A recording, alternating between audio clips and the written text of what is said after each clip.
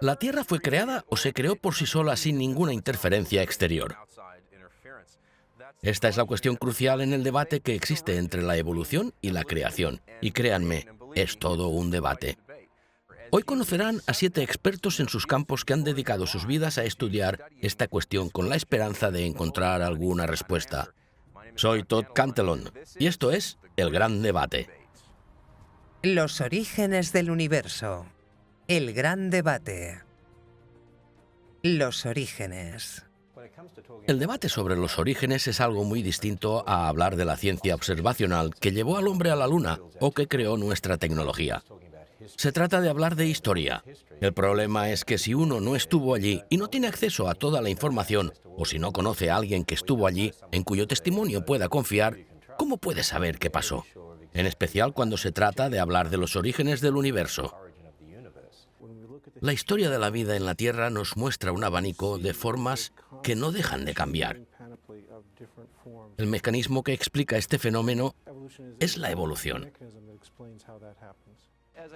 Al estudiar las Escrituras, no hay forma de armonizar la evolución a lo largo de millones de años con lo que dice la Biblia.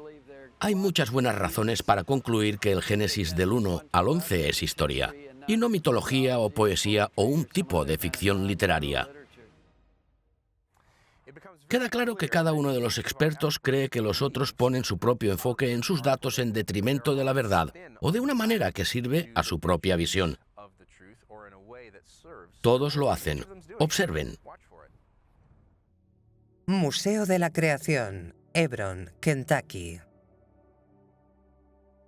La Biblia, a pesar de lo que afirmen los demás, es única en el mundo. No hay otro libro que afirme ser más de 3000 veces la palabra de Dios que lo sabe todo, que siempre ha estado ahí, que no miente, que nos da una historia muy específica sobre cómo surgió el universo, la creación en 6 días. Crecí en una familia cristiana. Me enseñaron que la Biblia es la palabra de Dios. Al estudiarla, vi que esa visión tiene mucho sentido y que las alternativas son irracionales. Cuando analizamos visiones del mundo que compiten entre sí y que desafían la autoridad bíblica, resulta que no tienen sentido. No responden a la ciencia, ni a la racionalidad, ni a la ética, ni a las cosas que damos por sentadas. Sí, por otra parte, todo es solo el resultado de un Big Bang hace millones de años. No espero que mi mente, un accidente, sea capaz de comprender otro accidente. La ciencia regresa a una cosmovisión bíblica, no a la del Big Bang. Cuando quiero conocer la historia del pasado, sobre cómo llegamos aquí, cómo surgió la Tierra, consulto la Biblia, porque es el libro de la historia del universo. Es un testigo ocular de lo que pasó. Quienes no reconocen a Dios o algo superior o algún diseñador inteligente están solo negando la verdad. No hay ningún otro mecanismo conocido que haya mostrado evidencia de este. No dije cuál era el mecanismo. El mecanismo es simplemente que los individuos y los pueblos acumulan cambios genéticos a lo largo del tiempo. Y luego hay procesos como la selección natural que refinan esas diferencias para producir formas adaptadas. Primero, déjeme decirle el mejor y más fuerte argumento a favor de la evolución, desde el punto de vista evolucionista. Son 4 palabras. ¿De qué otra forma? Simplemente no hay otra forma. Los evolucionistas profesionales que conozco, y no hablo de los laicos, pueden tener sus propias definiciones privadas de la evolución, pero eso no me preocupa. Para los evolucionistas profesionales, lo único que existe es la materia, la energía, el tiempo y el espacio. El mundo material, y no hay nada más fuera de este. Lo que más molesta a los evolucionistas profesionales es que yo invoque algo sobrenatural. Pero eso no es impensable para la ciencia. Es impensable para una filosofía llamada cientificismo.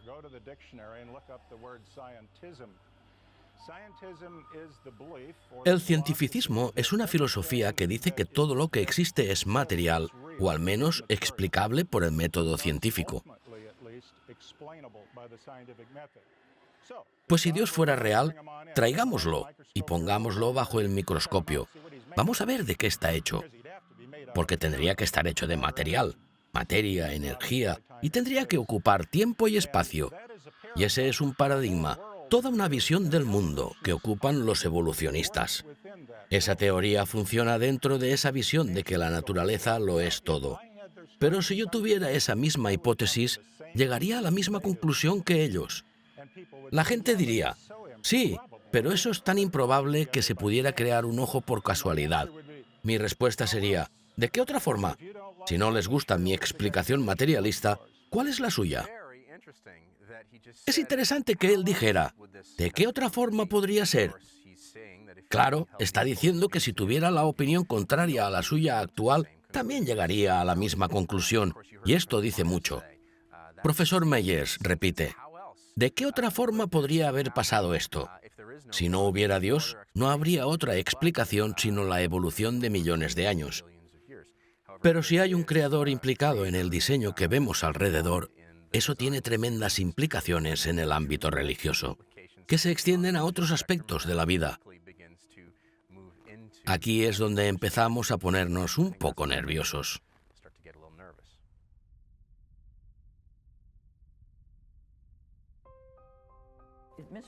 Es erróneo pensar que hay lugar para el debate. Esto tiene que ver con la forma en que nuestra civilización ha evolucionado. ¿Por qué damos autoridad a ciertos expertos? La noción de que en este ámbito la ciencia se ha desviado y que no se puede confiar en lo que ha hecho en biología, pero en el resto de la ciencia todo está perfectamente bien.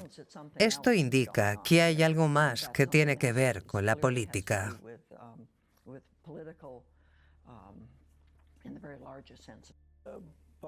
Tenemos varios modelos de cómo pudo surgir la vida, y todos son, en esencia, darwinianos. Lo que creemos que ocurrió fue una evolución química que se parece mucho a la evolución biológica. Había varias moléculas pequeñas que podían interactuar y promover la síntesis de otras moléculas. En cierto punto, esos productos químicos tuvieron que ser creados. Y la forma en que creemos que se crearon es, de nuevo, bastante natural. Si se toma solo una molécula que existía en una situación inorgánica y se la somete a la presión y al calor causados por energía eléctrica, se promueven reacciones químicas que pueden producir moléculas más pequeñas y complejas. Aquellos que no se basan en la Biblia dirían, al principio la materia y el hidrógeno dio origen a la vida. Sin embargo, la ciencia observacional no lo confirma. Tal vez llegó del espacio exterior, o estas cosas simplemente se juntaron de alguna manera y con el tiempo esto sucedió. Pero todos sabemos que las cosas no suceden así. No colocas las partes de un reloj en el suelo y esperas que se junten por sí solas. Tiene que haber una inteligencia detrás. Esto va en contra de nuestra experiencia común y de lo que tiene que ocurrir para que se formen este tipo de objetos complejos. El mismo Darwin trabajó en el concepto de diseño, es decir, que la explicación de la vida, como la vemos, fue particular y explícitamente diseñada por un creador. Siempre hay una posibilidad de que unos alienígenas cruzaran el espacio en una nave y decidieran reabastecer los tanques en la Tierra. Y de ahí es de donde venimos. La pregunta sobre el origen de la vida y del universo, de dónde venimos, es histórica. No se puede reconstruir el Gran Cañón en un laboratorio. Hay que examinar las pruebas de las rocas y los fósiles y tratar de reconstruir el pasado. La gente cree que la expansión del universo es evidencia del Big Bang, pero en realidad la expansión del universo se descubrió en los años 20. Y en los 30 Lemaitre propuso la idea de que el universo comenzó en un punto que se expandió. Pero también hay otras explicaciones de la expansión. Que algo crezca no significa que estallara hace millones de años. Se puede inflar un globo, pero eso no significa que empezara siendo un punto. Era más pequeño, pero no era un punto. De hecho, el primer modelo de Lemaitre no empezó con un punto, empezó con un universo de tamaño infinito y simplemente se expandió. Eso es lo que yo creo como creacionista. Dios creó el universo de un tamaño finito y se ha expandido por alguna razón. Estás viendo sus respuestas, no ven mis preguntas, pero las estoy haciendo al otro lado de la cámara. Es curioso, parece que les he preguntado, ¿cómo sucedió esto? También puede ver que en realidad no estoy obteniendo una respuesta clara. Aquí en el Museo de la Creación, cuando los medios seculares vienen a entrevistarme, la mayoría de las preguntas no son de la evolución, sino de la edad de la Tierra. Es porque si no tienes una inconmensurable cantidad de tiempo, no puedes postular la evolución. Debes tener unos millones de años, y por eso son tan emocionales y obstinados. Aún así, la Iglesia ha dicho, podemos tener millones de años, lo que en realidad chocaba la autoridad de las Escrituras. La única prueba que pueden sacar los creacionistas es la Biblia, que es una cierta evidencia, pero es muy pobre para una hipótesis científica. En particular porque los autores no vivieron en el Cámbrico. Por tanto, no están cualificados para hablar del Cámbrico. Pero las rocas estaban allí y cuando las analizamos encontramos evidencias más precisas de lo que ocurrió entonces. La evidencia es clara, pero ella no habla por sí misma. El ADN, las rocas y los fósiles no hablan. Somos nosotros quienes hablamos por ellos. Así que me pregunto, ¿cómo llegaron allí? Cada parte de la evidencia apoya lo que dicen las Escrituras. El diseño.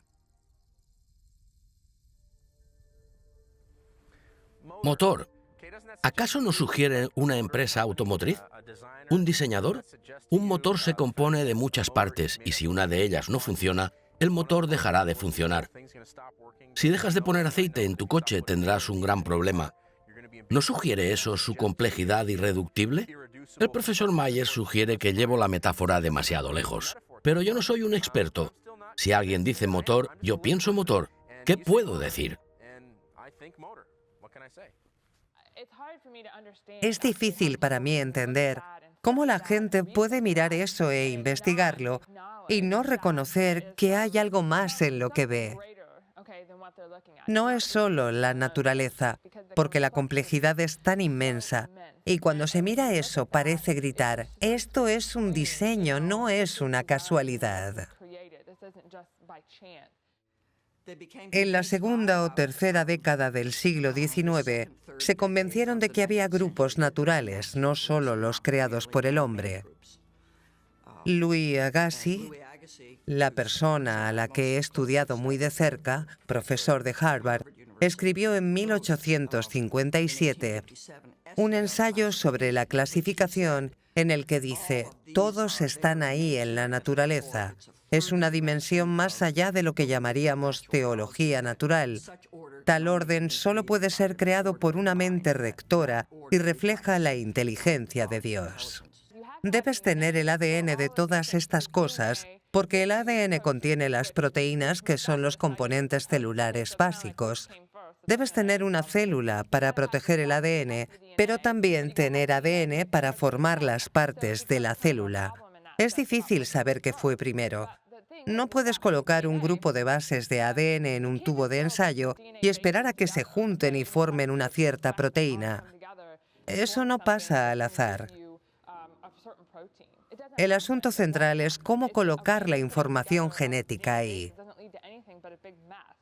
Estamos descubriendo en los genes, en la parte que codifica la proteína, en medio, un 98% de ADN que llaman basura, que en realidad no lo es. Hace algo muy importante para regular esos genes. Esto es muy complejo. ¿Cómo puedes hacer esto al azar? Nadie lo pensaría. Vemos a los forenses y todas las cosas que hay hoy, y nada de esto tendría sentido. Sabrías que fue diseñado, y creo que todo se reduce a negarlo para no ser responsables ante Dios, el Creador.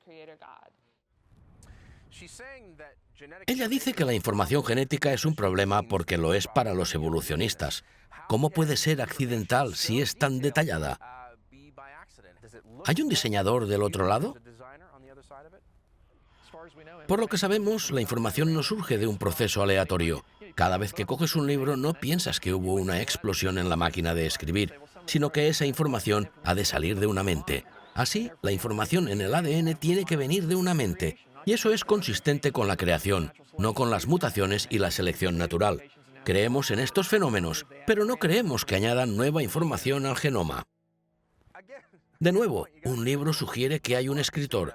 Si reuniéramos un montón de cartas y las eligiéramos al azar, no obtendríamos un libro. Nos parece ridículo. Y esta es una de las cuestiones clave cuando se trata de la dificultad de muchas personas en aceptar la teoría de la evolución. ¿Se juntan un montón de cosas y se crea un mundo? Mutación.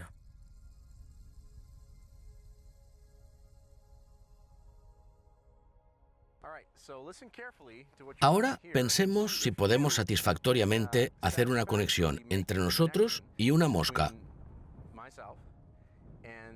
Porque hasta donde sé, no me parezco en nada a una mosca. Y me cuesta imaginar que hace 700 millones de años eso hubiera sido diferente.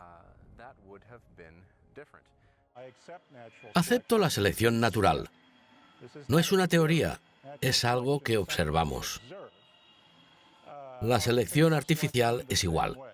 El hombre hace la selección, como la selección de perros con los rasgos deseados. En el caso de la selección natural, es la naturaleza la que hace la selección. Los evolucionistas dicen que con el tiempo empiezas con una célula y luego se convierte en dos. Tiene que replicarse o no llegarás a ninguna parte. Pero con el tiempo se producirán cambios. Se van a producir adiciones y mutaciones de la información genética y se va a seleccionar lo que es mejor para un entorno determinado. Esto nos lleva desde un organismo unicelular hasta lo que somos hoy. Hoy tenemos humanos y chimpancés, y no nos cuesta distinguirlos.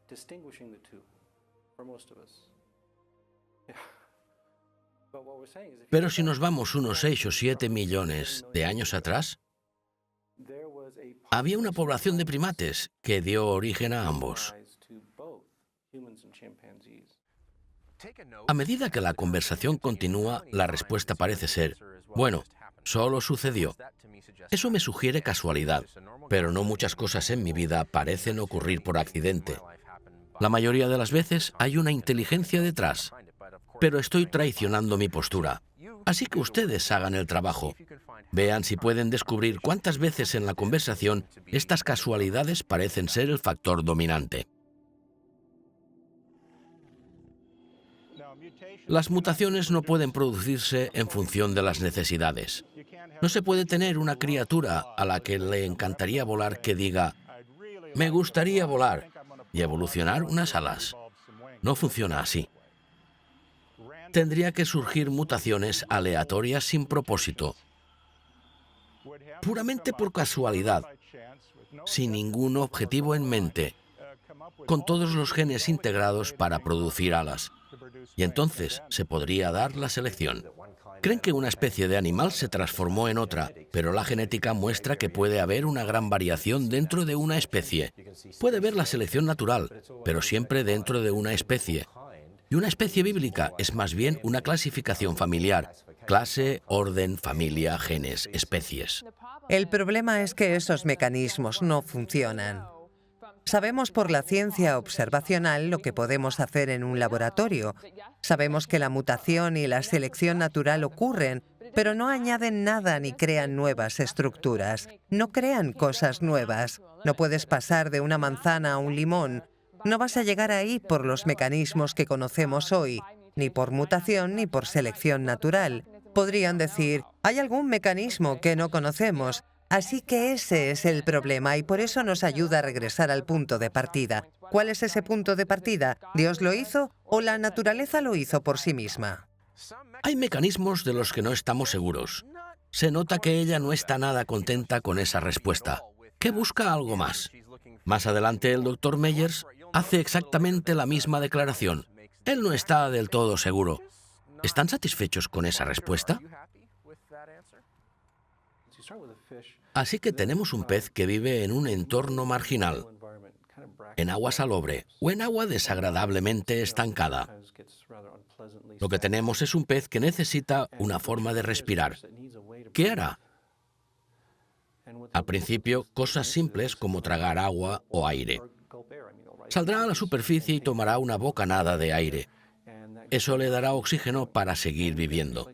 Tenemos peces que lo hacen en este momento. También habrá otras adaptaciones, como desarrollar aletas más fuertes porque están en aguas poco profundas y a veces necesitan usarlas. Lo necesitarán más que antes en aguas profundas. Y estos peces adquirieron un conjunto de preadaptaciones,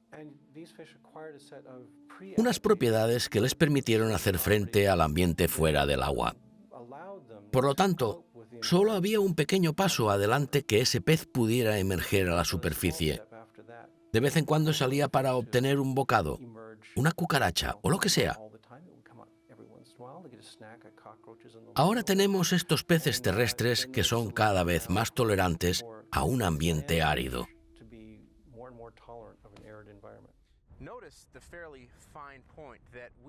No podemos autoseleccionar las mutaciones que creemos que serían ventajosas para nosotros. Esto dicho por un anatomista contradice lo que el Dr. Meyers sugiere cuando habla del pez que adapta sus aletas para poder moverse eficazmente en aguas superficiales y, por supuesto, dar paso a la primera camada de peces que caminen en tierra firme. Si no podemos seleccionar las mutaciones, estas ocurren por accidente y es la clave de este debate. ¿Las cosas ocurren por accidente o hay un diseño?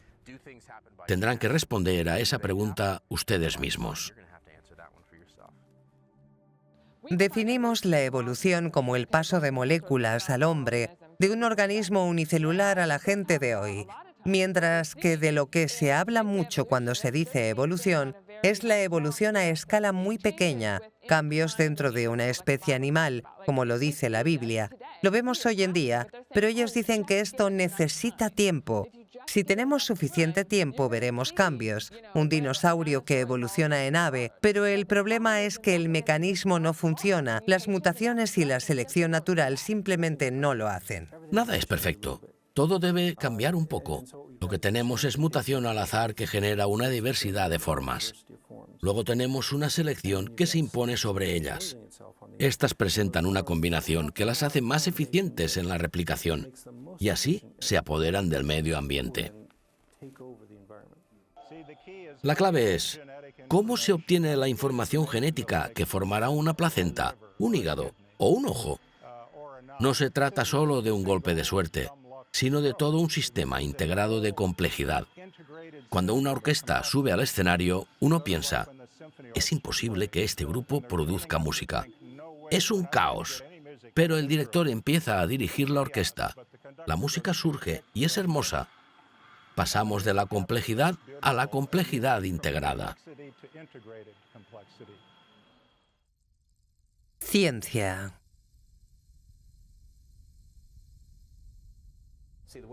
La palabra ciencia significa conocimiento y la usamos para hablar de la ciencia observacional que construyó nuestra tecnología. Pero se puede tener conocimientos de la historia y conocimientos por observación. Cuando hablas de la ciencia, hablas de un proceso basado en la evidencia de que debemos tener formas de probar nuestras hipótesis. Es fundamental para hacer buena ciencia. Un científico quiere entender la causa para no solo mirar la Tierra y decir, ¿qué tipo de roca o mineral es esto?, sino entender por qué es exactamente como es. Y la evidencia se vuelve tan abrumadora que hay una historia que contar. Thomas Lyell propuso que siempre debemos preferir las causas que podamos comprender. Los creacionistas y los evolucionistas comparten la misma ciencia observacional. Así pueden trabajar juntos con el telescopio Hubble, construir un avión o mezclar químicos en un laboratorio, porque estas son las cosas en las que pueden estar de acuerdo. Pueden construir una nave espacial, lanzarla a Marte y estar de acuerdo. En lo que discrepan será en los orígenes de Marte. Ese es el verdadero problema, la diferencia y lo que debemos comprender. Probablemente la objeción más común es que no hacemos buena ciencia. Aunque tenga un doctorado de una universidad respetable, no hago ciencia. Pero de nuevo, ¿cuál es la definición de ciencia? Tenemos que dividirla en dos categorías. ¿Estamos hablando de la ciencia que hacemos en el laboratorio? Porque eso lo puedo hacer como cualquier otra persona. Y en verdad lo que hago aquí y ahora en lo relativo a la ciencia, lo que nos da resonancia magnética, aviones y vacunas, no tiene nada que ver con Darwin. Nada. Muchos de los científicos de la época de Darwin no lo aceptaban, aunque les gustaba la idea de que existiera una explicación materialista de los orígenes. A Thomas Huxley, un ateo, le encantaba que Darwin pareciera saber explicar cómo surgió todo sin ningún tipo de intervención divina. Esto lo hizo un entusiasta de Darwin. Pero Huxley nunca estuvo convencido de que la explicación de Darwin sobre los cambios al azar y la selección natural pudiera lograr resultados como los que vemos en los sistemas biológicos. En la época de Darwin tenían una visión muy compleja de la célula. Creían que tenía que haber algún fenómeno interesante allí, no solo una simple burbuja de protoplasma. El mismo Darwin publicó una serie de estudios donde utilizó esta maravillosa herramienta, el microscopio, que alcanzó sus límites de resolución en la época de Darwin. Usaron el microscopio para observar el interior de las células, pero no pensaban que las cosas fueran simples. Sabían que había una gran complejidad y que era necesaria porque las células se reproducen, pero su mecanismo se desconocía, pero sabían que algo increíble ocurría allí. ¿Qué es ciencia? Los profesores del Museo de la Creación enfatizan esa pregunta repetidamente. Dicen que el hecho de que podamos hacer ciencia en el laboratorio, en la que estemos de acuerdo que haga volar a los aviones o descubrir vacunas, no significa que al mirar hacia atrás podamos decir con certeza que sabemos cómo surgió todo lo que existe. Creo que dirían que es importante saber la respuesta a esa pregunta. Para nosotros, la explosión cámbrica es una poderosa evidencia contra la evolución. Todas estas criaturas y plantas aparecen de la nada. No hay precursores ni formas transicionales en rocas que expliquen cómo criaturas microscópicas unicelulares pudieron evolucionar en trilobites. Desde la perspectiva creacionista, vemos el Cámbrico como el inicio del diluvio. Las capas inferiores son probablemente sedimentos anteriores al diluvio, tal vez incluso sedimentos del tercer día de la semana de la creación, cuando Dios hizo aparecer el suelo seco. Están desprovistas de fósiles. Luego se produce esta explosión de vida compleja.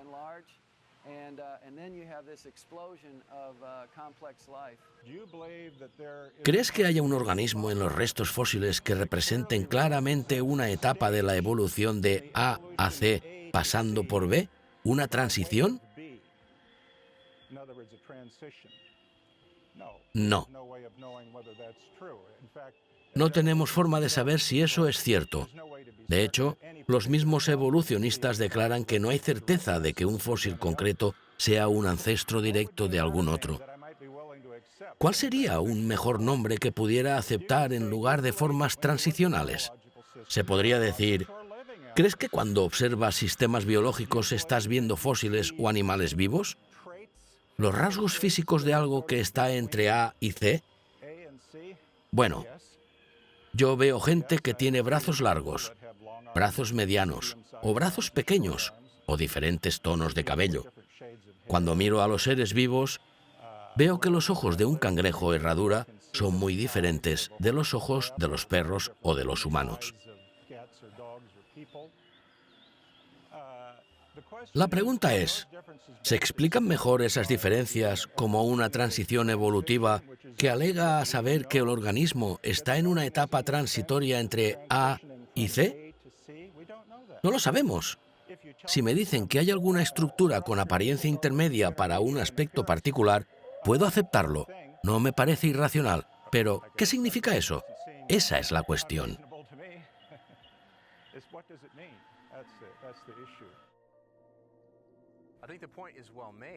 Podemos mirar la misma evidencia desde dos perspectivas diferentes y decir qué queremos ver. El punto de vista desde la perspectiva cristiana es que ellos que pertenecen al grupo ateo evolucionista desafiarán las evidencias porque no quieren someterse a Dios, que existiría al otro lado de la ecuación. Claro que no estoy proponiendo un giro, solo describo los hechos. Mira, la fundación del Instituto para el Descubrimiento y el Movimiento del Diseño Inteligente mira a Philip Johnson. Él no tenía vergüenza de decir que era un cristiano evangélico y que quería corregir la tendencia materialista y hacernos volver a nuestras raíces cristianas. La doctora Eugenia Scott, que es atea, estuvo en mi oficina entrevistándome para la BBC cuando se inauguró el Museo de la Creación. Me dijo, ¿usted empezó con la Biblia? Le dije, así es. ¿No está dispuesto a cambiar lo que dice la Biblia respecto a la creación y el diluvio? Correcto. Entonces me dijo, eso no es ciencia, eso es religión, porque nosotros empezamos con evidencias y desarrollamos nuestras teorías. Pero estamos preparados para cambiarlas cuando aparecen nuevas evidencias. Me dijo, eso es ciencia. El problema es que no hablan de ciencia, sino de religión. Yo le dije, doctora, ¿es usted atea? Correcto. Entonces, ¿la Biblia no es relevante en esta discusión? Así es, le dije. ¿No cree que la Biblia habla de historia real? No. Y usted es atea, ¿cierto? ¿No existe Dios? Correcto. Entonces, ¿está preparada para cambiar eso? El conflicto en el siglo XVII hizo que gente bien intencionada dijera algo con lo que estoy totalmente de acuerdo. Dios, que creó el mundo e inspiró la Biblia, nos ha dado dos libros. La Biblia en su sentido literal y el segundo, el libro de la naturaleza. Esto alentó la visión de que no podía ser perjudicial para la religión estudiar la naturaleza, ya que la había creado Dios. Muchos cristianos no han pensado realmente en estas cuestiones. Se inclinan a pensar que pueden creer en el Big Bang y en la Biblia y que ahí hay conflicto o contradicción. Hay muy buenos científicos que creen en Dios, pero no dicen que sus creencias sean comprobables ni que haya una especie de evidencia material, como lo esperaríamos desde una postura científica. Esta es la conclusión. Cuando no tomas la palabra de Dios tal como está escrita en el Génesis del 1 al 11, y si utilizas las ideas seculares de millones de años de evolución para reinterpretar la creación, haces dos cosas. Una es que estás socavando la historia que es fundamental para toda doctrina. La segunda, que es realmente el punto crucial, estás socavando la palabra de Dios mismo. Al igual que en un juicio, es cuestión de un juez sopesar las evidencias que deben partir de la presunción de inocencia. Debes estar dispuesto a cuestionar y a suspender tu condena si se trata de un juez honesto. Pero en el juicio hay un punto final, incluso si el jurado está descontento o hay muchas incógnitas. Tienen que alcanzar un veredicto. A veces dirán inocente, aunque crean que la persona es culpable, pero la evidencia no es concluyente. Todo esto ilustra lo compleja que es la cuestión y tal vez incluso que en muchas situaciones los humanos no pueden estar seguros de algo. La idea de que es un asunto sencillo y de que debemos ser capaces de responder sí o no. Esa certidumbre, clásicamente hasta hoy en día, proviene de las matemáticas, donde se dan ciertas suposiciones en las que todos estamos de acuerdo, como lo que son una línea recta y un punto, y luego el resultado se demuestra al final de nuestra operación. Pero uno de los descubrimientos importantes de la civilización occidental es mostrar que el conocimiento del mundo natural no es idéntico a una comprobación matemática. Es más parecido a armar un caso para un tribunal. Así que la palabra evidencia es en realidad de gran ayuda si estamos tratando de entender por qué estos temas son tan difíciles. Creo que realmente existe un Dios poderoso. Durante mi carrera científica, en la que trabajé unos 40 años en el laboratorio de algunas de las instituciones médicas más importantes de América, mis puntos de vista acerca de la Biblia no sufrieron en absoluto, porque me limité a la ciencia empírica, lo observable, lo repetible y lo comprobable. Nunca recibí una sola queja de un estudiante en todos esos años, porque me atengo a lo que veo. No digo, ¿de dónde vienen los riñones? Sino, esta es la forma de un riñón. Es un poco diferente en un camello o en un ratón, pero es fundamentalmente lo mismo. La unidad funcional es la nefrona, que realiza 3 procesos: filtración, absorción y secreción. Si alguien no lo cree, puede ir a investigarlo, pero nunca me molesto en soplar humo en los oídos de mis estudiantes al final de una lección. No especulo acerca de cómo llegamos a tener riñones de la nada. El doctor Menton sugiere que estaría contando historias si diera un paso adelante para tratar de explicar a sus alumnos el origen del hígado. La implicación es que ellos cuentan historias que apoyan la visión del mundo en lo que no hay Dios y donde no hay necesidad de que exista, porque el universo surgió por azar.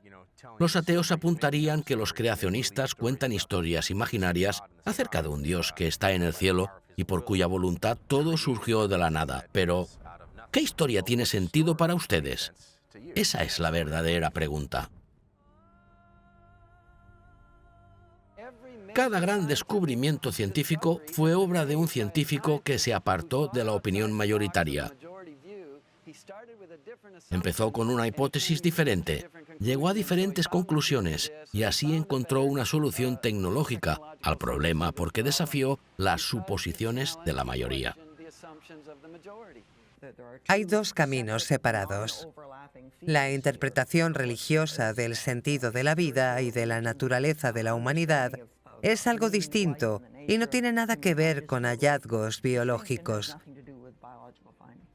Hay otros evolucionistas y Dawkins no es el primero. Es solo uno de una larga lista de biólogos evolucionistas que han ido más allá de lo que la ciencia puede y no puede decirnos, y lo que ha tenido consecuencias para la religión, alegando que si se entiende bien la selección natural, no se puede creer que Dios es responsable de la vida. Piénsalo. Los científicos seculares dicen que podemos reinterpretar esto. Dicen que nunca hubo una resurrección porque nunca han visto a un hombre levantarse de entre los muertos. ¿Debemos reinterpretarlo? No, no se puede reinterpretar. Los científicos seculares dicen que no podemos tener un nacimiento virginal en humanos. ¿Debemos reinterpretarlo? No. Ellos dicen que no podemos resucitar a Lázaro. ¿Lo reinterpretamos? No. ¿Y el Génesis? Los científicos seculares hablan del Big Bang y de millones de años atrás. Así que, ¿hay que reinterpretar el Génesis? Nuestra hora terminó. Cuando una hora es buena, se va volando. Esperamos haberles ayudado a dar algunos pasos para aclarar este asunto. Es evidente para mí al ver esto y también al estarlo grabando que los 7 expertos están totalmente convencidos de su posición. Creen saber lo que es cierto. Esperemos que a lo largo de este documental les hayamos ayudado a dar unos pasos en este sendero, porque todos estamos de acuerdo en que el origen de nuestra especie y la cuestión que está en juego aquí, creación o evolución, es tal vez la pregunta más importante que tengamos que responder. Gracias por su atención. Yo soy Todd Cantillon.